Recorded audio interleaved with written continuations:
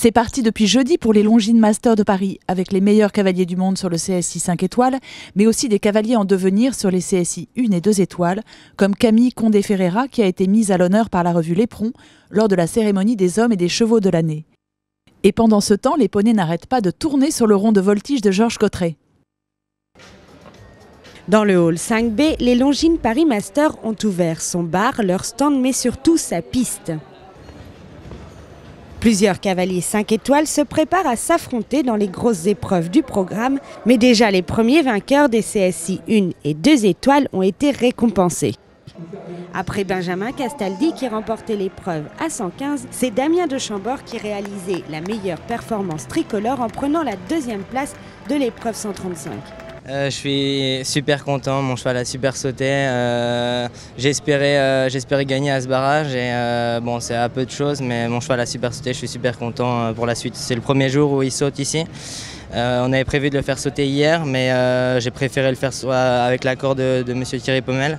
On a préféré le faire tourner aujourd'hui pour qu'il fasse 3 jours d'affilée et viser les grosses épreuves directement. S'il est présent à Paris, le tricolore a choisi de partir se former à l'étranger. Ça fait un mois que je suis à Ekstedt, chez Shenbrin, et pour prendre de l'expérience, parler anglais, voilà. Et donc du coup le cheval depuis Lyon n'a pas ressauté, il a ressauté juste un concours juste avant de venir ici à Saint-Lô, voilà, dans le but de préparer le Longines Master. Et je remercie beaucoup Thierry Pommel de m'avoir sélectionné à ce concours. D'autres vedettes sont attendues sur la piste jusqu'à dimanche.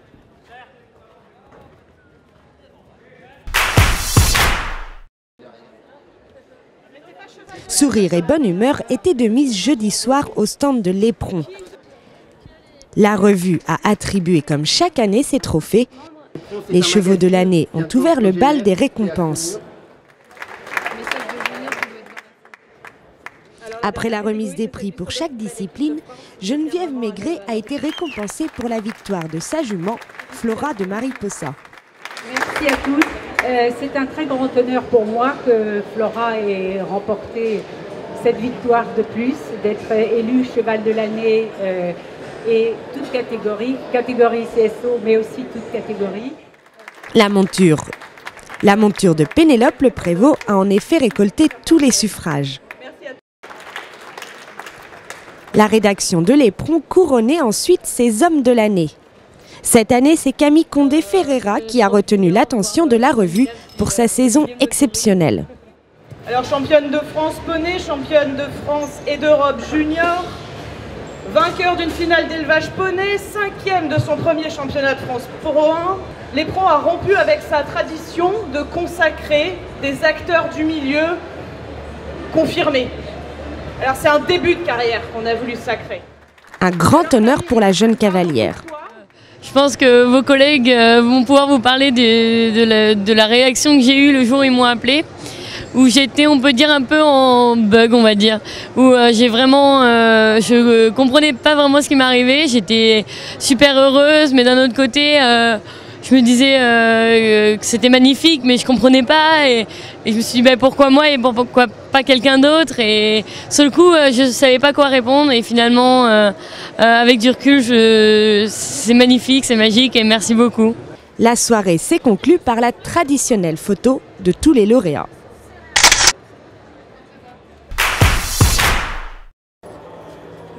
Ils tournent en rond dans leur salon, mais ils ne s'ennuient pas. Sur l'espace voltige proposé par Georges Cotterêts, le spectaculaire précède la découverte. Au galop, avec ou sans bandeau, les élèves de l'Académie de voltige s'exécutent à la cosaque. Toupies, chandelles, dissimulés, s'enchaînent sous les yeux des enfants fascinés.